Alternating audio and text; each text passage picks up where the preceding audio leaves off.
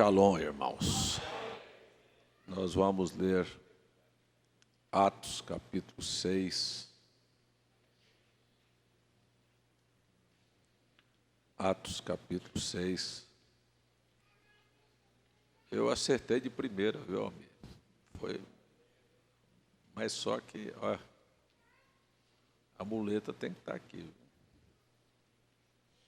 Aqui não se lê sem óculos, né? Vamos só ler o verso 7 do capítulo 6. Só o verso 7.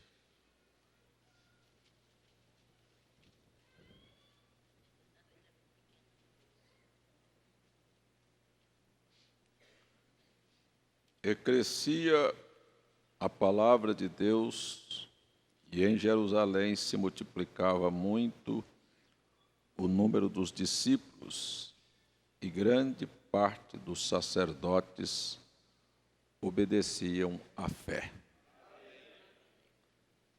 Nós te pedimos mais uma vez, nos abençoe. Eu vim para ser abençoado. Em nome de Jesus. Amém, amém. Assentai, os irmãos. Ontem,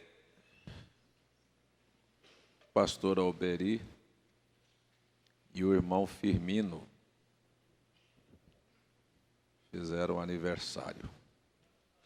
Pastor Alberi, 45, e o irmão Firmino, 68. Mas eu tive uma surpresa, assim, uma coisa que a gente, tão agradável, e aquilo me impressionou. Hoje eu não sei se é o Marcos ou é a Márcia que faz aniversário. Irmã Márcia, mais velha hoje, hein? Olha, eu falei, tem uma palavra que poucos de nós paramos para pensar, é o tal da vaidade. Você já viu? Vaidade. A idade vai cada dia aumentando, né? A gente pensando muita coisa, mas é simplesmente, quanto mais você vive, mais aumenta a sua vaidade, porque a idade vai aumentando, né? E daqui um pouquinho você vai ver que essa vida aqui, quando você vai chegando lá pelos... Eu não vou falar de 73, não, senão o Fernando Montes regala os olhos ali. Aí quando você vai chegando lá pelos 80, não sei o quê, aí diz, eita, o negócio está chegando perto. Tudo é vaidade. Mas me chamou a atenção ontem, passei lá no irmão Firmino, e ele quebrou o regime da gente, né? Pegou uma carne de sol com inhame lá, e disse, vocês vão ter que hoje celebrar meu aniversário aqui. E enquanto estávamos na mesa conversando, bem descontraídos ali, como irmãos, amigos, aí a Jéssica falou uma coisa que me chamou a atenção. Uma pessoa fala sem perceber, aquilo me chamou a atenção. Disse, o médico disse para o papai que ele tinha que mudar o hábito dele, que tinha constatado que estava com uma pré-diabetes. E ele simplesmente impressionava a gente como mudou a maneira e encarou aquele regime com seriedade.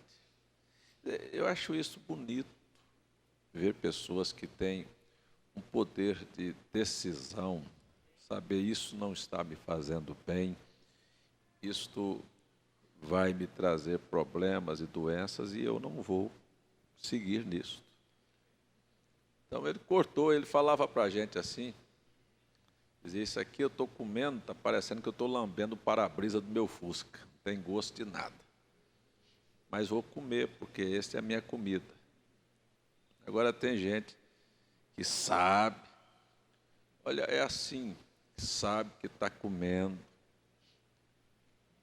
está morrendo, mas continua, que eu gosto. Então, gosta de morrer. Gosta não, gosta de comer, não, você gosta de morrer, porque quando come, acima do que você precisa, você está comendo, não é para viver, é para morrer. E quando a gente pensa assim, Senhor, nos livra de estar doentes, você está pensando nisso? Quantos gostariam de não ficar doentes? Não precisa de cuidar da sua saúde, é você cuidar. Você chega perto de uma pessoa obesa, uma pessoa gorda, você fala assim, você está comendo? Não, estou comendo muito não, eu como bem pouquinho. Ora, se você come pouco, por que você está gordo? Isso já denunciou que você comeu além do que você precisa para viver. Isso é uma coisa matemática, você está comendo além do que você precisa. Você não precisa daquele tanto de comida para viver. Você está comendo tanto que está engordando. Eu acho que quem come para engordar é porco. É ou não é? É. A pessoa precisa de ter consciência disso. Que aquele tanto de comida, não, eu só como um prato, mas se um prato está te fazendo engordar, você pode reduzir ele, que está muito. Você vai trabalhar o tempo todo com uma carga a mais. Não é? E tem outros que se dedicam. Não, mas eu como, mas eu trabalho muito. É a mesma coisa você carregar uma carreta de 20 toneladas e depois descarregar ela e carregar de novo. Continua com 20 toneladas. Então, a gente precisa aprender essas coisas que são necessárias. Você pensa isso, não tem nada. Deus não quer te ver doente. Mas você precisa aprender que Deus só faz aquilo, sabe, que é impossível para o homem. O que é possível, Ele não vai fazer. Ele não vai fazer. Ele podia trazer Lázaro da sepultura, podia ter falado assim, pedra sai daí e Lázaro sai para fora. Ele não fez. Ele diz, tire a pedra. O que você pode fazer, Ele vai deixar você fazer. Tire a pedra. Aí, quando você limitou, acabou o seu poder, aí ele diz, Lázaro, sai para fora. Agora é a hora do sobrenatural entrar. Amém? Eu espero, eu falo isso, sabe por quê? Porque eu acho que, eu me lembro de um menino, né, do pastor Vanderlei, que dizia assim, pai, mas comer é bom demais, e é bom mesmo.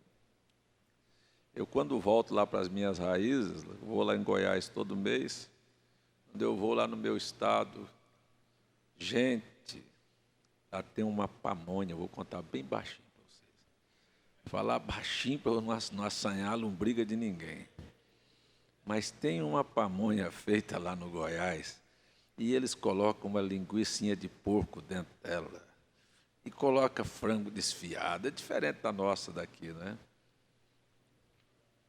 Ai, meu amigo, quando você chega lá, quando eu vou lá, eu tenho que comer aquilo. Aquilo é uma coisa que se chama veneno. Por que chama veneno? Porque é açúcar. Você fala, mas pamonha é açúcar? É. Macarrão é açúcar, pão é açúcar, biscoito é açúcar. Tudo isso que se transforma, né? Transforma-se em açúcar. E você precisa entender que as pessoas estão morrendo com excesso de açúcar no organismo. Porque aquilo que você não consegue queimar, açúcar é a energia do corpo, que você não consegue queimar, o organismo pega aquilo e diz, vou guardar, porque amanhã eu vou precisar dele, e transforma em gordura. E aí as pessoas, pensando que estão, mas estão comendo açúcar. Então eu enchi a barriga de pamonha lá agora. E tem uma panificadora bem pertinho do apartamento que nós temos lá, que nós alugamos lá em Brasília, que tem uns pernil de porco assado. Eu fui lá e comprei um pedaço de pernil de porco. E entrei com essa pamonha, viu, irmã Maria? Mas quando cheguei aqui, que eu subi na balança, tinha 2 quilos a mais. Só isso. Não tem jeito, viu, Marivanda? É matemático, viu? Bateu lá e cheguei aqui e disse para a mulher assim, ó, eu mesmo falei, ó, a boca está fechada. Aí fiquei na saladinha com peito de frango grelhado. Até perder os quilinhos que ganhou a mais. A gente tem que aprender a se educar. Está enjoado, não está? Pastor fica implicando com a gente tomar guaraná, tomar não sei o quê. você não vai ser saudável, você não vai ter vida longa. Isso é uma bomba de efeito retardado, daqui um pouquinho ele estoura na sua mão. Daqui um pouquinho vem a doença. Quando ficou doente, depois, sabe o que vem? Pedido de oração aqui, pastor, peça a igreja para orar, porque eu estou doente. Hein? Muita coisa pode ser evitada na nossa vida. É uma escola bíblica. Isso faz parte da escola. Está falando Deus sobre a sua saúde. Amém? Louvado seja Deus. Aí eu brigo com o Carlinho, ele escondeu lá atrás. Ó. Aí eu brigo com ele, disse, não, pastor, eu estou comendo bem pouquinho. E eu já entendi.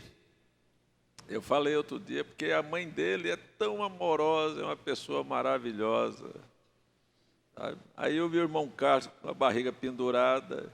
Aí ele falou assim, hoje Luciana mandou uma tapioca recheada com ovo que não fechava. Eu digo, desse jeito emagrece muita gente mesmo, né? Desse jeito... Aí eu disse, eu já sei quem é o culpado da história todinha. Já sei. Muito bem. Vem cá, Marcos, você está mais perto de mim. Bom, Marcos quase não está aqui, é por isso mesmo. Eu queria que você falasse para mim, você como pregador, você e o irmão Francisco, o que é que Lucas, nós estamos estudando Atos, quem escreveu Atos foi Lucas. O que é que Lucas escreveu no evangelho dele que não tem em nenhum outro evangelho? Uma coisa que você sabe de cor, mas você não sabe que foi Lucas que escreveu. Aí, irmão Francisco, você é curioso. Você é de Catolé do Rocha. Ele, assim, uma coisa que eu lembro é no final do Evangelho de Lucas, que ele escreve que Jesus, após ter ressuscitado, passou 40 dias com os discípulos. Isso foi já no livro de Atos. No livro de Atos, porque é no Evangelho, né? Isso já é no primeiro capítulo de Atos, tá certo. No livro de Lucas... Hein? Uma coisa interessante. Você vai ter que me dar uma pista aí. Mas eu vou dar a pista. Jesus estava no final da sua vida, lá no Getsemane. Lá no Getsemane. Nós já estivemos lá, né? Irmão Zé Nuno, né? Getsemane é um lugar tão extraordinário, irmãos. Quando fomos a Jerusalém, às vezes que já fui a Jerusalém, nos reservam 2 horas para estar no jardim do Getsemane. Só o grupo que vai com a gente. E ali estão aquelas árvores, já milenares, aquelas oliveiras, aqueles pés de oliveiras, e aquele horto fechado, e você tem a oportunidade, depois de fazermos um culto e revivermos os momentos que Jesus teve ali, cada um sair para debaixo de uma árvore daquela, esparrama o grupo ali naquele jardim enorme, para ter seu momento de oração. É uma coisa tão extraordinária. Há uma atmosfera, uma presença tão sobrenatural de Deus ali. Sempre que vamos, é muito choro, muito quebrantamento, é um momento muito especial para nós. Nesta viagem, esta última viagem, nós perdemos o horário, e quando chegamos lá, nosso tempo já tinha vencido. Mas mesmo assim nos arranjaram um lugar próximo do Getsemane, já um lugar público, mas mesmo assim tivemos um momento de oração muito maravilhoso. E eu me lembro da irmã Aline, irmão Fernando. E depois daquele momento ela parou e disse assim, mas não sei porquê, não é? Mas como é que o senhor arranca lágrimas da gente aqui num lugar desse? Mas foi uma coisa assim, é um quebrantamento, é um momento tão especial que marca a vida da gente. Getsemane. Lucas escreveu sobre o Getsemane como nem Mateus, nem Marcos, nem João. O que foi que ele escreveu? Foi muito bonito, né? Foi. Quer me levar na conversa? Eu não consigo lembrar, não. Tem alguém que sabe? Essa aí o senhor falou, não? Eu falei, aqui, vou não. falar agora. O senhor vai falar? Vou falar agora. Primeira vez, vai falar. Vou Vou falar agora. Obrigado, irmão Marcos. Ninguém sabe, né? Jesus suou grandes gotas de sangue. Seu suor transformou-se em gotas de sangue que corria até o chão. Mateus não relata, Marcos não relata. Lucas relatou esse momento tão dramático em que ele sua grandes gotas de sangue. Mas tem uma outra coisa que Lucas, eu estou falando sobre Lucas, porque para mim, assim, ó, Mateus escreve para os judeus, falando sobre Jesus ser o Cristo. Marcos escreve para aqueles que viviam em Roma. Os judeus prosélitos que estavam em Roma, ele escreveu aquele evangelho de Marcos, relatando sobre a vida de Jesus, e enviou para os romanos, as pessoas que viviam em Roma. E o evangelista Lucas, ele é o único que é em toda a Bíblia. A Bíblia tem 40 homens que foram usados para escrevê-la. Ele é o único que não é judeu. Ele é gentio. Gentio, ou seja, é aquele que não faz parte da linhagem de Abraão. Ele era gentio, ele foi um convertido de Paulo nas suas viagens missionárias. E ele escreve para nós, para os gentios. A expressão dele é de gentio para gentio. E é entre todos os evangelistas, os 4 evangelhos, é aquele que detalha as coisas. Ele coloca aquilo, ele chega a dizer, no capítulo 1 do evangelho de Lucas, ele disse: eu estudei minuciosamente as coisas para escrevê-la. Me informei de maneira minuciosa para escrevê-la. E aí ele escreve. Entre uma outra coisa que ele aconteceu também, já no final, você pode ver que você não vai encontrar nos outros evangelhos, ele fala sobre a prisão, sobre a traição de Pedro, que antes que o galo cantasse, Pedro ia negar Jesus 3 vezes. E ele fala, aquilo para mim é uma coisa marcante, é que quando Pedro negou e o galo cantou, negou pela 3ª vez e o galo cantou, a Bíblia diz que lá de dentro da casa do sumo sacerdote, de onde Jesus estava preso, e aonde Pedro estava lá, aquecendo fogo perto de uma fogueira, só Lucas narra isso. Lucas diz que ele levantou os olhos e olhou para Pedro lá fora. E os olhos de Cristo e de Pedro se cruzaram, como que dizendo: eu não te avisei que você ia me trair. Momento muito especial, sabe?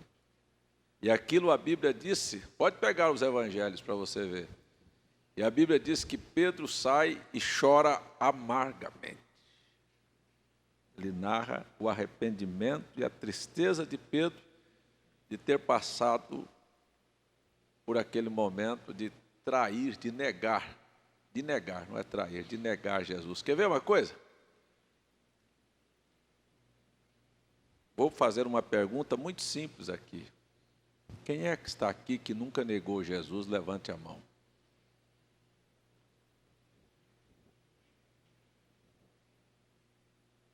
Assim, você ser colocado diante de uma circunstância que você esquece do que Jesus já te avisou. E você nega a sua fé, abandona a sua fé e faz exatamente o oposto. Quem é que nunca fez isso aqui? Levante a mão para ver.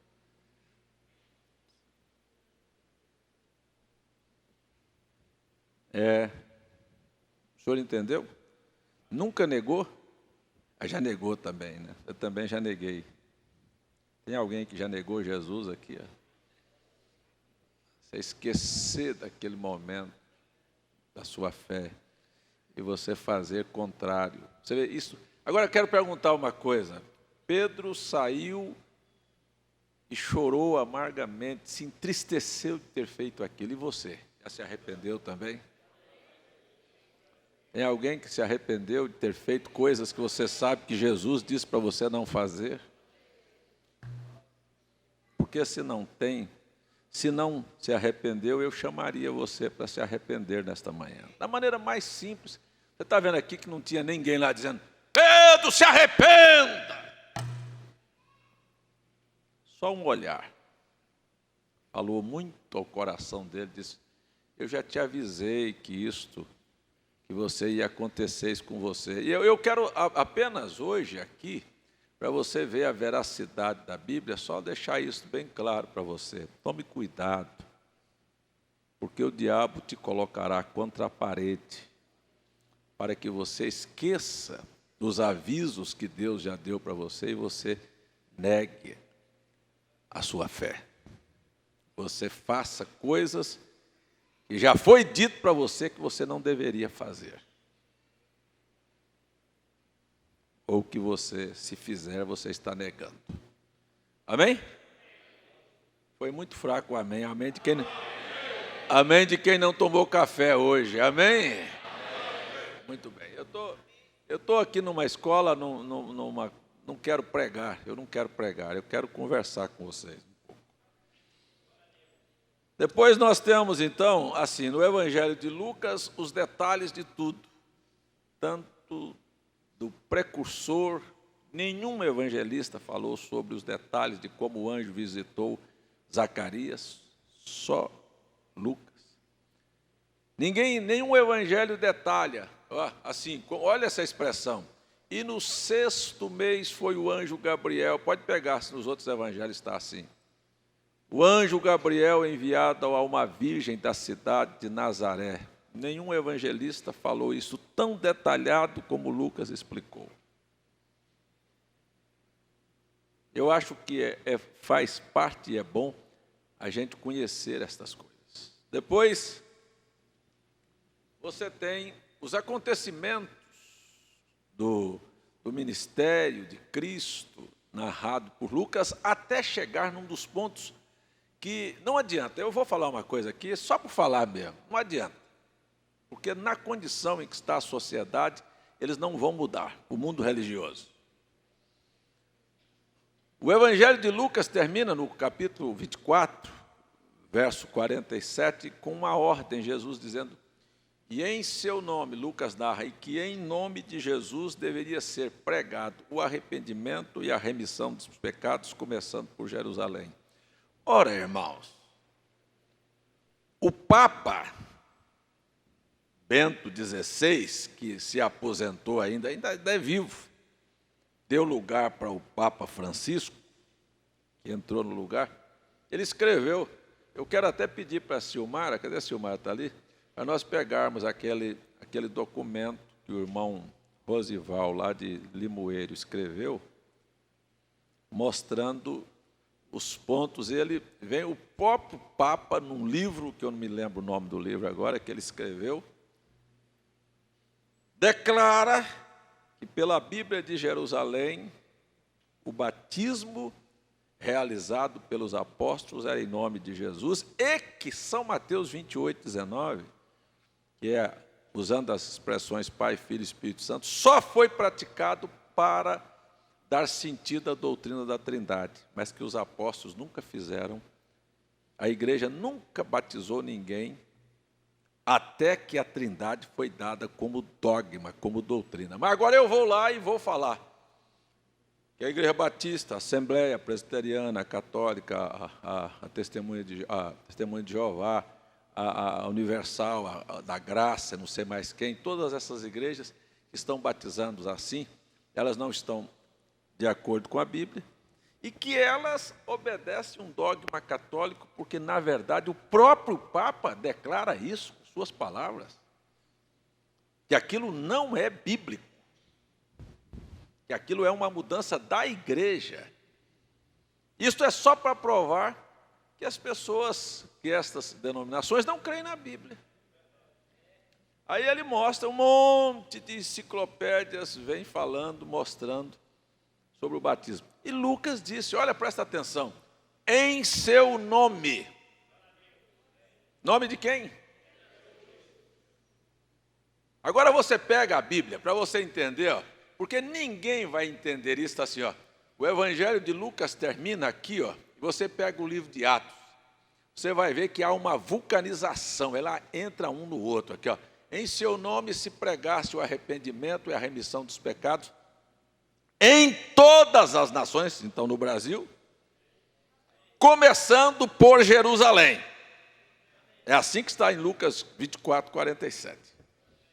Começando por Jerusalém. Aí você pega, em Atos capítulo 1, os discípulos estão em Jerusalém. É ali que vai começar. A primeira pregação que houve, que os apóstolos fizeram, levantou-se Pedro e os demais apóstolos. Então, expôs que Cristo havia sido morto, ressuscitado, e que era necessário que aquilo acontecesse para cumprimento das Escrituras. E o povo, com o coração compungido, perguntou a Pedro e aos demais apóstolos. Então Mateus também estava lá. Que faremos? Olha a resposta. O que era para se fazer? Lucas narrou assim: que em seu nome se pregasse o arrependimento. O que faremos? Ele disse: arrependei-vos. É o cumprimento exato. Arrependei-vos, cada um de vós. E aí, a sequência: e seja batizado em nome de Jesus Cristo para perdão dos pecados. Fora disto, olha, não há harmonia. Quando você pega São Mateus 28, 19 e compara com todo o restante das Escrituras, ou você acha um lugar para ele se encaixar, ou então a Bíblia vira um choque. Não existe choque nas Escrituras, não existe controversões. Não existe contradições nas Escrituras. Existe harmonia. Ela harmoniza. Então, quando você pega Mateus 28, 19, se você não souber, se você for, desculpe a expressão, for um barbeiro é que não sabe dirigir, não sabe conduzir. Você vai bater, você vai fazer chocar. Aí você for um barbeiro, você vai ver que Mateus 28, 19 bateu de frente com Atos 2. Porque Mateus fala em nome do Pai, do Filho e do Espírito Santo, e Atos vem e diz que é em nome de Jesus. E agora? Bateu de frente, chocou, tem 2 batismos, a Bíblia diz: há um só batismo. Como é que isso pode ser? Mas quando você pega aqui Pai, Filho e Espírito Santo, se abre o entendimento e diz: ele pediu foi o nome do Pai, o nome do Filho, o nome do Espírito Santo. E Pai não é nome, porque, na verdade, eu tenho um pai. Quem é que tem pai aqui? Como é o nome dele, hein? Aí você fala João, Francisco, Antônio, Mané, Pedro. Os meus filhos falam: é César. Meu pai chama César. E o meu pai chama Homero. Então, peraí, vai. Em nome do Pai. Qual é o nome do Pai? Aí, é o nome do Pai. E o Lucas vem e diz: só o nome do Pai, do Filho e do Espírito Santo, porque há só um nome dado entre os homens, pelo qual importa que sejamos salvos, é Senhor Jesus Cristo. Tem alguma dificuldade nisso? Ou então você tem choque. Assim. Amém?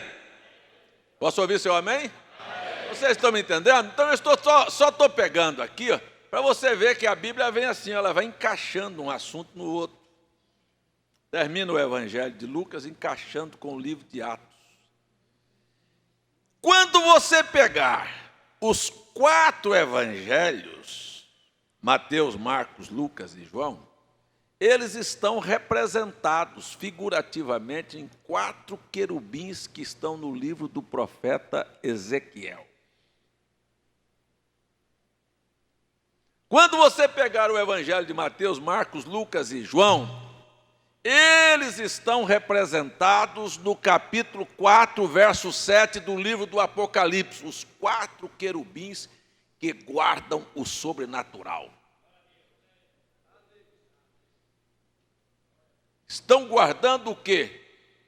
Se temos Mateus, Marcos, Lucas e João, temos 4. um posicionado ao sul, outro ao norte, outro ao leste, outro ao oeste. E o que é que está guardado aqui no centro? O quinto livro da Bíblia, que é o livro de Atos. Por que Atos está sendo guardado por estes evangelhos? Porque Atos não são atitudes humanas, são atitudes sobrenaturais do Espírito Santo. Por isso não se chama Atos dos Apóstolos, se chama Atos do Espírito Santo realizado através dos apóstolos. Amém? Então aqui dentro tem algo sobrenatural. Começa assim, ó. Você começa com a abertura. Quer ver como é que é sobrenatural? Começa com a abertura de um povo que tinha matado Cristo, e daqui um pouquinho tem 3.000 pessoas se curvando a um discurso de 15 minutos. Começa-se com um milagre de um aleijado que anda na porta do templo, e um milagre traz 5.000 conversões.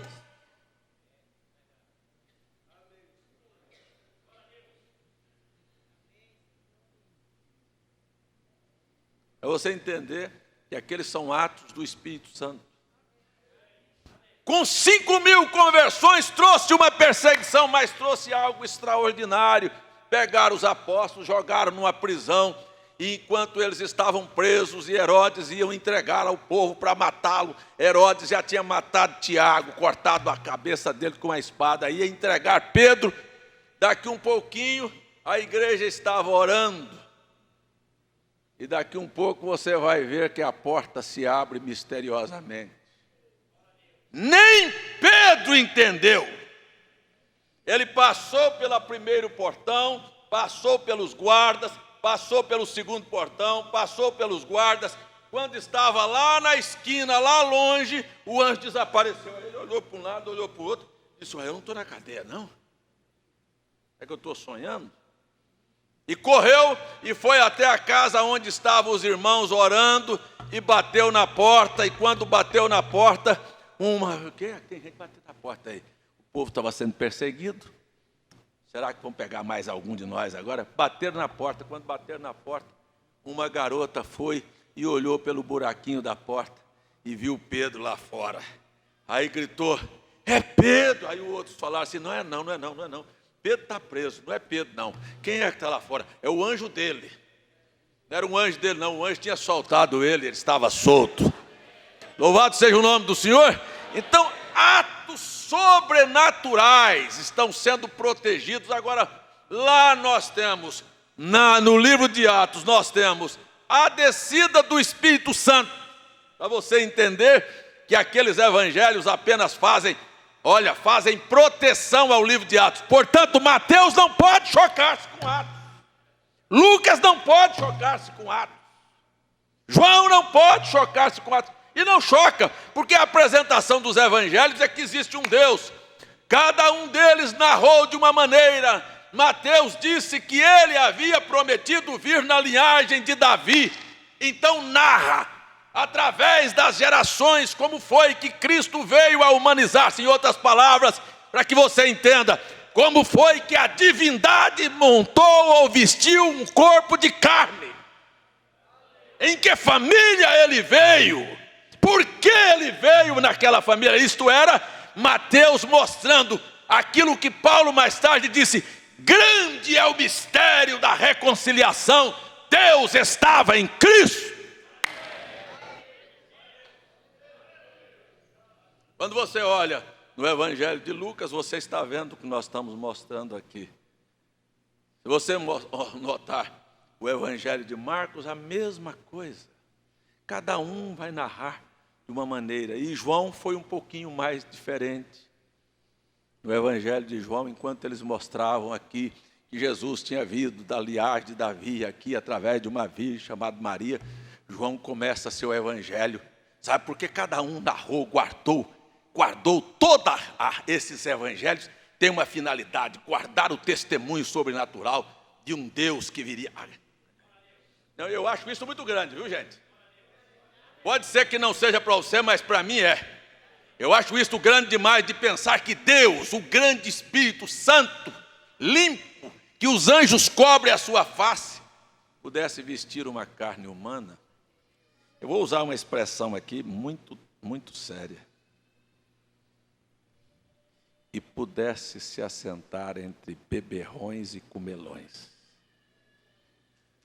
E os fariseus censuraram Jesus, dizendo: como pode este dizer ser alguma coisa, se ele come e bebe com pecadores? Deus, se sentar numa roda, onde havia gente comendo e bebendo. Se você for no casamento lá de Caná, ele até fez vinho para o povo. Você disse: isso não pode ser Deus. Deus não ia dar cachaça para ninguém. E ele veio lá, desceu na mais baixa condição, sabe, fez questão de parar ali, de aparecer numa hora própria, porque isso não são coisas que são apenas atos que coincidentemente aconteceram. Por que teria que Jesus estar em Samaria na hora que aquela prostituta foi tirar água? Por que teria que Jesus, na hora certa, parar na cruz ao lado de dois ladrões? Deus ao lado de ladrões, e não tem mistério, não disse assim: eu sou santo e vocês são ladrões. Porque Jesus foi àquela festa, porque ele sabia que o Simão ia tratá-lo mal, não iria recebê-lo, não iria beijá-lo, não iria lavar seus pés, mas sabia que uma prostituta que tinha vendido seu corpo, que tinha comprado perfume, ia lá para lavar os pés dele e ungir, e ele disse: eu vou lá me encontrar com aquela e vou salvar a alma dela.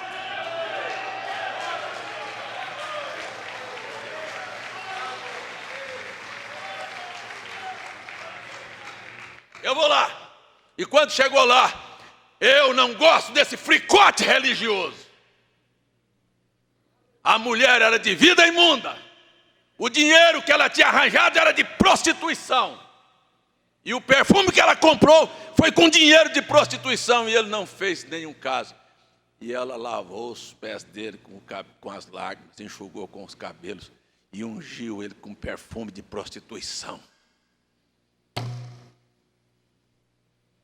E quando os religiosos: pare um pouquinho aqui, você que está aqui, não se considere melhor do que ninguém, porque Jesus que nunca falhou, não considerou-se superior àquela prostituta, de maneira tão santa que ela não podia tocar nele.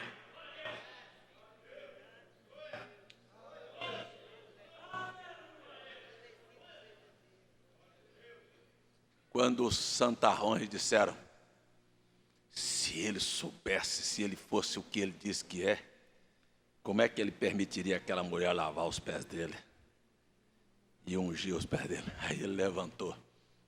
Olha como é que ele levantou. Aí ele levantou como que dizendo assim: aí não, seu safado. Aí não, seu hipócrita. Aí não, seu imoral e bardo. Aí não, não faça esse pensamento não. Aí ele se levantou e falou: ô Simão, que para mim a tradução é esta: ô Simão, por que você está falando, pensando isso? Eu entrei na sua casa, você não me deu água para lavar os pés, porque tinha lá o lacaio, que era o empregado que lavava os pés dos viajantes.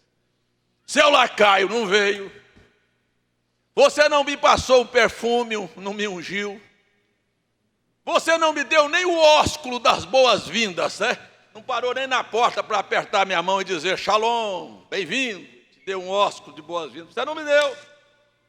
Mas esta aqui, esta aqui, desde que chegou aqui, que eu cheguei aqui, que ela não cessa de lavar os meus pés e enxugar com os cabelos. Aquele encontro estava marcado. Aquele encontro estava predestinado. Ele tinha escrito que aquilo haveria de acontecer ali. Amém. Como ele marcou o encontro com você e comigo na circunstância pior da nossa vida, ele veio e nunca nos desprezou. Você vai ver que ele sempre está pronto a estender a mão para os aflitos, para os necessitados, para alguém que reconhece suas misérias.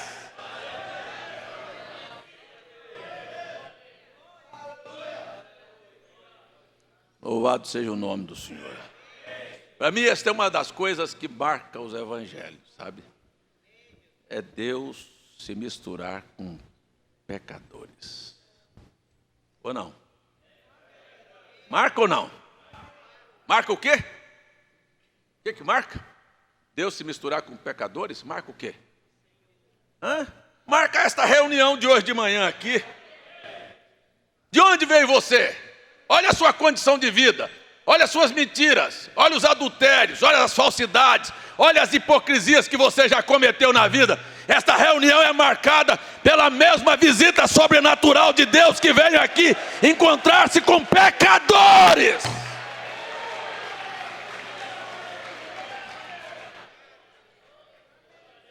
E aí Jesus disse, virou para a mulher, do jeito que vira para mim, irmão Zé Roberto, né? Zé Roberto. Do jeito que ele vira para nós e fala assim, teus muitos pecados te são perdoados.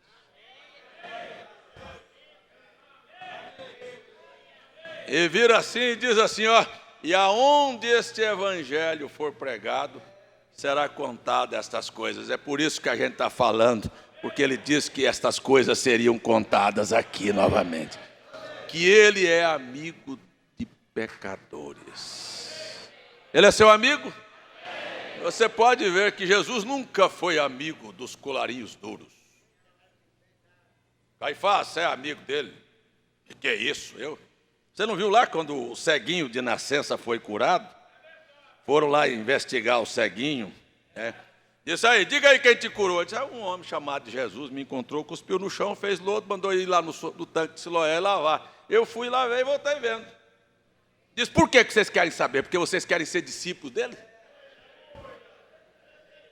Vocês querem saber por quê? Vocês querem seguir a ele também, ser discípulo dele? Não. Discípulo dele seja tu, cego. Discípulo dele seja tu. Nós temos Moisés e os profetas. Nós já temos a nossa religião. Discípulo dele, eu quero ser discípulo dele mesmo. Era esta a condição. Jesus é meu amigo. Tem alguém que tem coragem de dizer aí? Ele só não é amigo de hipócrita. De gente que acha que é alguma coisa. Quando a gente fala de gente que acha que é alguma coisa, Mãe Isabel já morou lá nos Estados Unidos. Americano acha que ele nasceu superior a todo mundo. Hitler queria fazer um povo da Alemanha ser superior a todo mundo. Sabe de uma coisa? Vamos pegar isso aqui um pouquinho. Eu acho que os americanos, eles são superiores. Eu estou sendo honesto. Eu acho que eles são superiores. Eles são treinados e nascem assim, olhando para o resto do mundo. Para a América Latina, olhou por muito tempo, dizendo assim, um bando de macacos. Mais evoluídos um pouquinho. Eu acho que eles são. Eu acho que a qualidade de vida deles é melhor que a nossa. Acho que tem menos esgoto, tem mais asfalto, tem casas melhores, tem carros melhores, tem mais conforto para o povo. Acho que eles são superiores. No sentido natural. Sabe? Mas no sentido natural, o camarada não leva nada, nem leva asfalto, nem leva casa, nem leva carro, nem leva conforto, nem leva dinheiro, mas no sentido humano, eu quero dizer para você, não existe brasileiro, nem americano, nem alemão, que é maior que o outro, nem africano, se é pretinho igual carvão, não importa se é preto igual carvão, ou se é japonês, ou se é branco, não importa, nós somos a mesma porcaria, sabe? Na verdade, somos todos iguais, somos todos feitos assim, somos todos fedorentos, podres, lombriguentos e cheios de defeitos. Agora eu quero dizer para você, como é que Deus, o grande Espírito, vem na terra para se misturar com a raça tão ruim dessa? É o maior mistério do Evangelho. E eu ainda quero dizer para você, se você não ouviu, ouça agora, bem com seus ouvidos abertos, assim, Jesus, a encarnação de Deus é bom demais.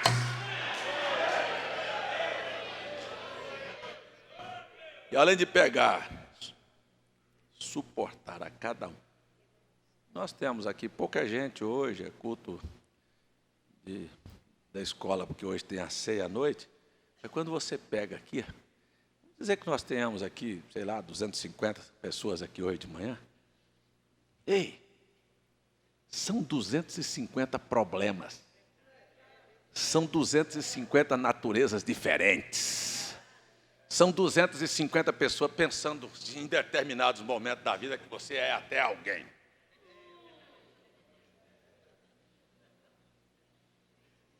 Comigo é assim. Comigo é assim o quê? Eu gosto é assim. Você gosta de quê? Está pensando que você é alguma coisa?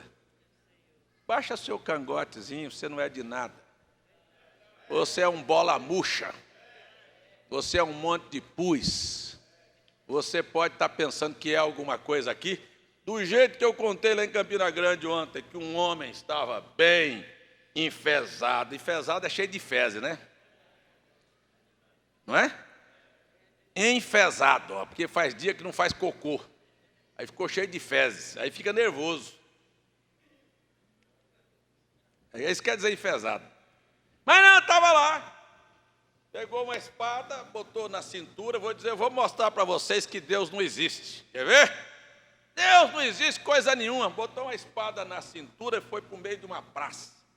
E arrancou a espada assim e disse: Deus, apareça, se o senhor é alguma coisa, se o senhor existe, então desça daí e venha lutar comigo. O senhor não é de nada, você não é de nada, você não existe, você enganou o povo está dizendo que crê que o senhor existe, aí você não é de nada, vem aqui, aí puxou a espada. E ficou lá de manhã até de tarde dizendo impropério, desafiando, xingando. Miserável, faz o povo sofrer, vamos, desça daí, vem cá, olha aqui a espada que eu tenho para você. Não deu 5:30 da tarde, 6 horas, depois de gritar o dia todo no meio da praça, Deus não apareceu. Ele estufou o peito e disse: não disse para vocês que ele não existe? Se existisse, tinha vindo aqui para brigar comigo. Enfiou a espada na bainha e foi para o rumo da casa dele. Estava escurecendo. Lá veio um mosquitinho menor do que um aruinzinho. Um mosquitinho, tamanho do maruim, veio aí. Tim! Vem aqui, pertinho do olho dele. Ele só fez assim, ó. Mosquitinho. Foi embora. O negócio começou a arder, ele de vez em quando passava a mão. Ardia, ele passava a mão esfregada. Daqui um pouco ele chegou na casa dele, o olho estava assim. No outro dia, amanheceu pior. E no outro dia pior. E foi para o hospital. E ali, morreu. Precisou de Deus tirar a espada. De apresentar lá, de vem cá para provar para você que eu sou Deus e que você não é nada. Um mosquito. Um mosquitinho. Um mosquitinho está fazendo um serviço danado no mundo agora aí.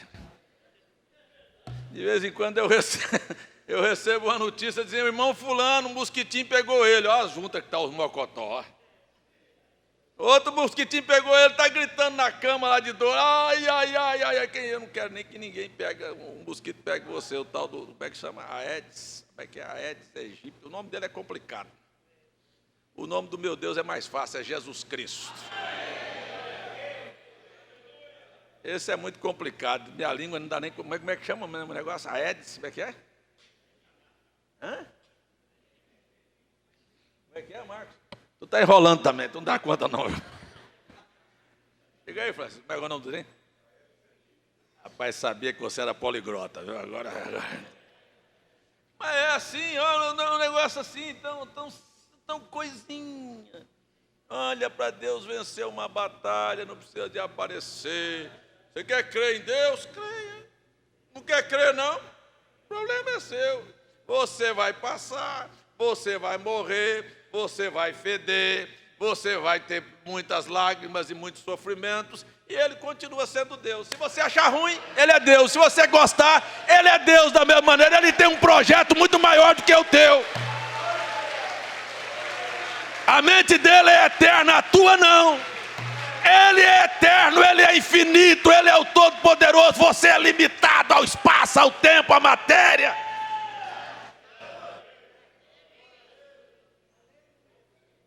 E tem uma coisa, aqueles que acham que não, pode pegar na Bíblia que você vai ver. Eu gosto da Bíblia, viu?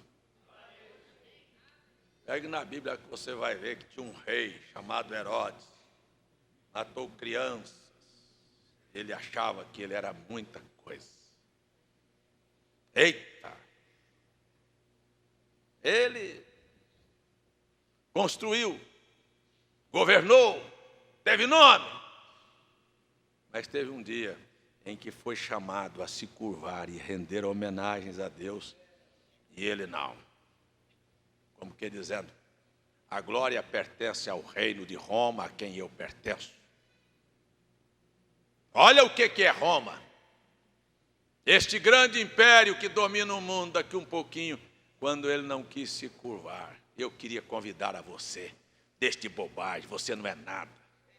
Deixe das suas ilusões tolas. E você que acha que é alguma coisa que hoje eu sou, porque eu sou novo, eu tenho um cabelinho cheio, eu tenho muitas ideias, daqui um pouquinho você é um velho, curvado, uma bengalinha, se não tiver troncho, viu?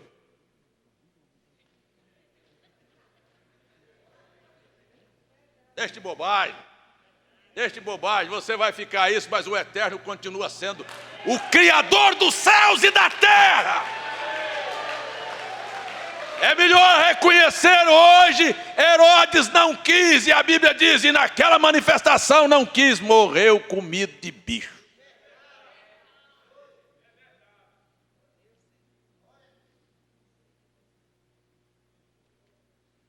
Morreu comido de bicho. Eu ainda vou levantar minha mão mais uma vez.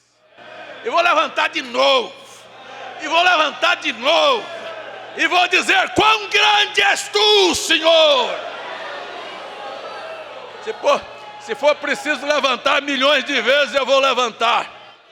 Porque eu vou reconhecer publicamente a todos. Saibam todos. Todos os que estão aqui nesta manhã, todos os que estão na internet, ao redor do mundo, saibam todos. Meu Deus é um Deus grande. Eu estou pregando um Deus sobrenatural.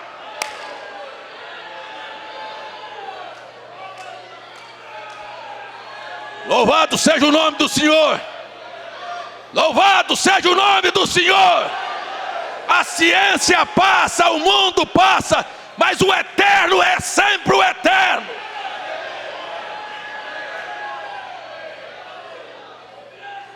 Aí você diz assim, o senhor está falando isso hoje, porque daqui a uns dias o senhor já tem 60, o senhor já está velho. Eu estou velho, quando eu tinha 15 anos eu estava falando essa mesma coisa. Estava dizendo do mesmo jeito que eu estou dizendo, e continuarei dizendo. E vou dizer uma coisa aqui para terminar a escola nesta manhã. Vou liberar vocês, acho que está bom. Sabe, vou dizer uma coisa aqui para terminar a escola nesta manhã. E o dia que não existir um país chamado Brasil, e nem Estados Unidos, e nem Rússia, Deus ainda continuará sendo Deus.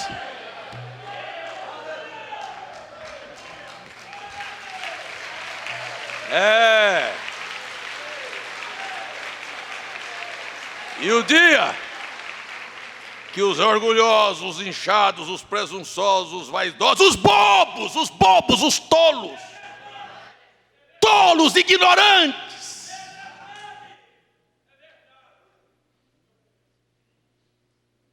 o dia que eles acharem, e eles não existirem, sabe de uma coisa? Eu agora vou tripudiar um pouquinho, vou subir em cima de um lugar aqui para dizer uma coisa para você. O dia E aqueles que não quiseram reconhecer estas verdades, não existirem, eu ainda existirei. Eu tenho vida eterna.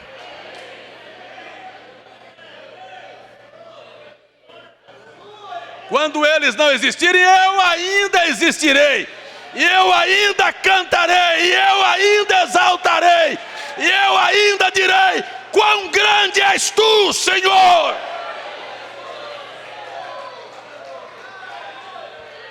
Vamos! Não se preocupe. Não se preocupe com aqueles que zombam de você, criticam de você.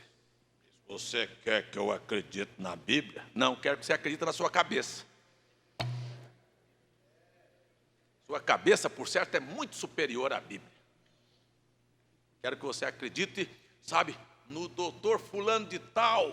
Quero que você acredite nele. Quero que você acredite no teólogo. Quero que você acredite no sociólogo.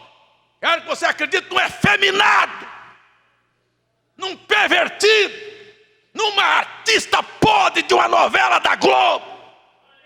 É esse que você quer acreditar? Pois eu vou acreditar no Deus que você não conhece, mas é o Deus da Bíblia.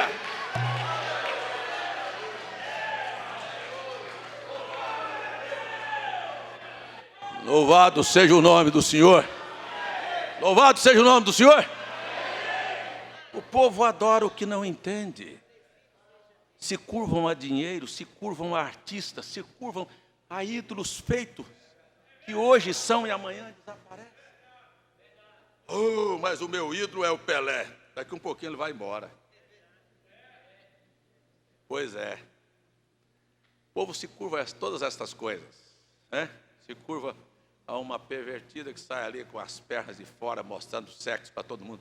Daqui um pouco a nação toda se curva daquela maneira, se comporta daquela maneira. Aquele é o ídolo. Aquele é o Deus dela. E eu vou ficar com esse Deus da Bíblia aqui. O Deus da Bíblia te dá paz. O Deus da Bíblia te dá saúde. O Deus da Bíblia estabelece a sua família. O Deus da Bíblia te dá caráter. O Deus da Bíblia te dá uma vida equilibrada. O Deus da Bíblia te faz justo, te faz verdadeiro, te faz honesto. Esse é o Deus que eu prego. Agora, por não acreditarem na Bíblia, olha a condição que está. Não vou longe, não. Foi feito um levantamento, agora eu estava ouvindo essa semana. O crescimento do crime aqui na Paraíba foi de 300 e tantos %. Porque o povo paraibano é o povo mais inteligente da nação.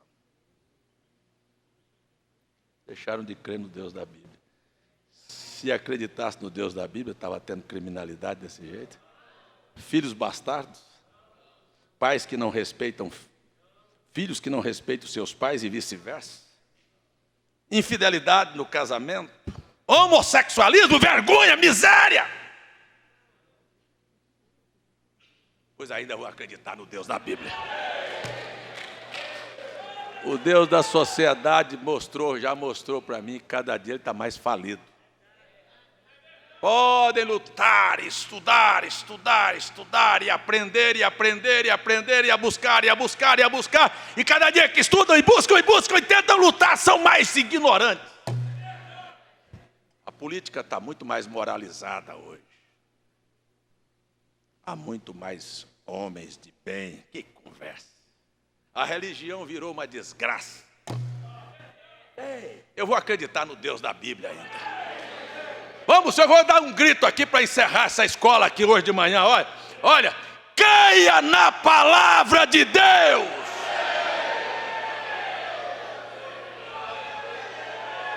Seguro, com muito orgulho e fé. Olha, de peito aberto, estufado, a palavra é a verdade.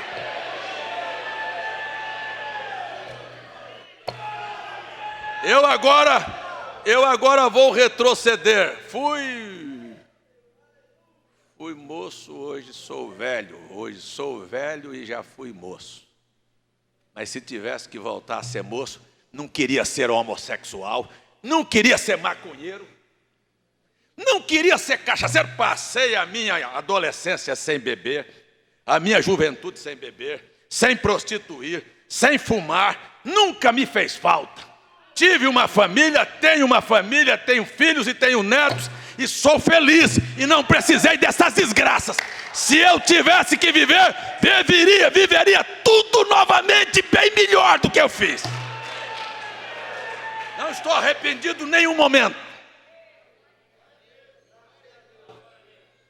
Nunca tive que discutir em casa.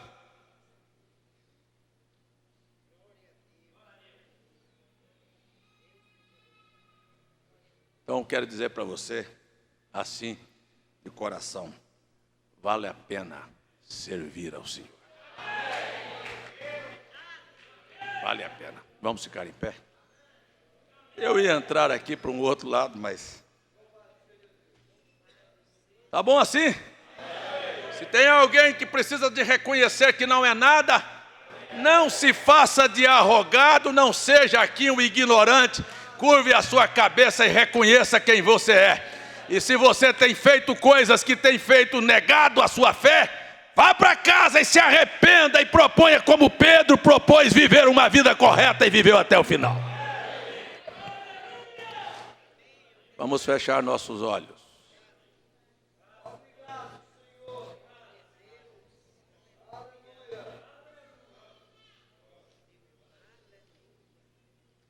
Seus irmãos dos instrumentos,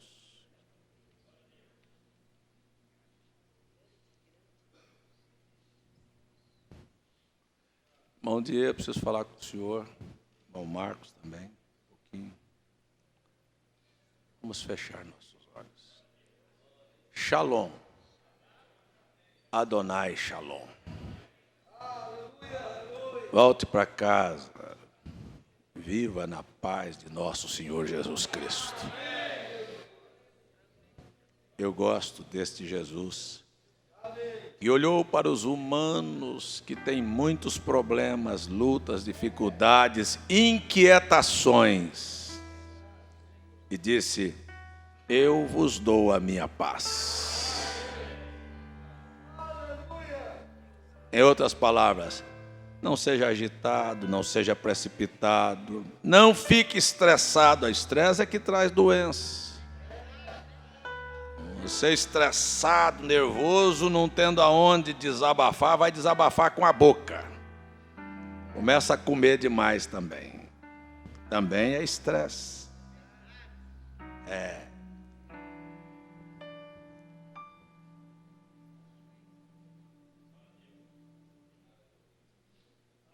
Shalom. Paz, saúde, integridade. Shalom. Tenha um bom dia. Volte para sua casa. Shalom. Não negue a sua fé. Shalom. Lembre-se disso. Foi por você que ele suou grandes gotas de sangue. Shalom! Foi por querer bem a você que você disse: mas como pode? Como pode Deus se interessar por mim? Este é um dos maiores segredos da Bíblia. O primeiro é que existe um Deus. E o segundo é que Ele se interessa por nós. Esta é a maior revelação. Aleluia. Louvado seja o nome do Senhor.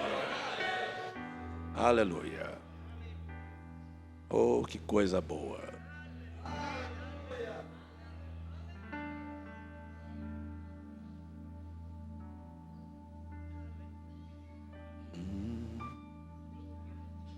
Está muito alto esse tom aqui.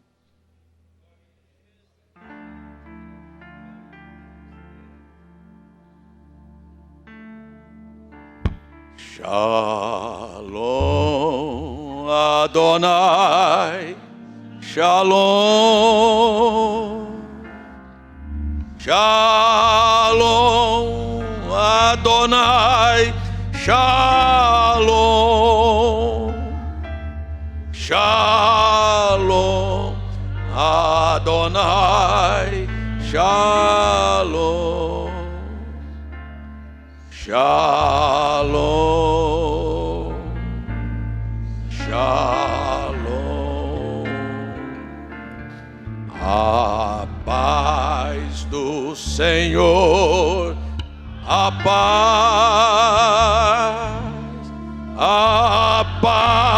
do Senhor, a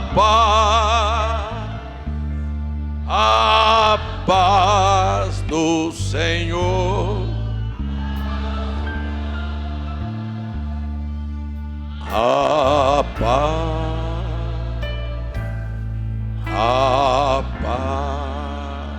Shalom, Shalom, Adonai,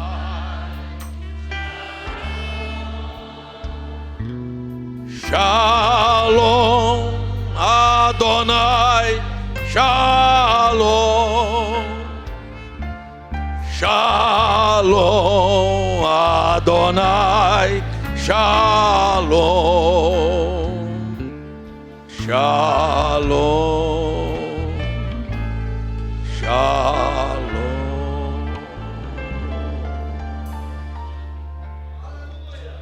Eu gostaria que você se lembrasse que Jesus não morreu apenas por você, mas morreu por nós. E você não é o dono da verdade, que a verdade pertence a todos. Louvado seja o nome do Senhor. Que o céu não é propriedade tua, é nossa. E nem Deus quis ficar com tudo que tem para si. Jesus nos ensinou a orar o Pai Nosso: venha o teu reino, seja feita a tua vontade, assim na terra como no céu. Mas na hora de repartir, ele disse: o pão não é teu, o pão é nosso. O pão nosso de cada dia. Não é mais simplesmente uma coisa individualizada. O pão nosso de cada dia nos dê hoje. A hora de perdoar é: perdoe as nossas ofensas como nós perdoamos aos nossos devedores. Aleluia, eu quero ser perdoado. Aí você precisa aprender também a perdoar. Você precisa de abrir mão do egoísmo e pensar que existe mais alguém ao seu redor. Se você não quer ser traído, nunca traia. Se você não quer que alguém fale mal de você, nunca fale mal de ninguém. Se você quer ser feliz, promova a felicidade para outros também. Amém? Deus, eu encerro esta escola nesta manhã, sabendo que ela nunca se encerrará, e ela continuará no coração. Que estas palavras que têm sido faladas nesta manhã mexerão dentro da alma das pessoas. Como um animal que come e depois vai remoer, que estas coisas possam continuar voltando à nossa mente o tempo todo, Pai. No nome de Jesus, no nome de Jesus, com a minha alma, com o meu coração, eu peço: abençoe a todos aqui, sem exceção a todos, Pai, e ajude a todos nós. Pedimos perdão por nossos pecados e pedimos tua proteção e tua companhia para todos os passos das nossas vidas. Em nome de Jesus, dá-nos uma vida saudável, dá-nos a tua presença sempre. Que esta paz esteja sobre nós, em nome de Jesus. Que haja paz nas nossas portas, guarda-nos em teu nome. Amém e amém. Amém. Meus Aqui estão agradecimentos do irmão Marcos, Suzana, Samuel e de toda a igreja e de todos aqueles que conhecem a irmã Márcia. Agradecemos a Deus pela sua vida, irmã Márcia. Deus te abençoe. Deus te abençoe. Vamos aplaudir o Senhor pela vida da nossa irmã.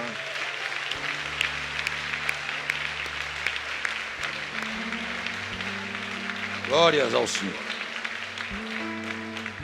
Irmã Avanise, Alisson, Andressa, Alana, Ivanildo, irmã Sebastiana, irmão Romualdo, irmão Natanael, família do irmão José Antônio de Campina Grande, todos agradecem, inclusive agradecendo pelo culto que tivemos ontem lá em Campina.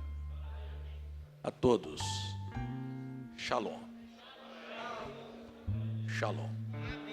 Até às 5 da tarde, se o Senhor permitir. Deus te abençoe.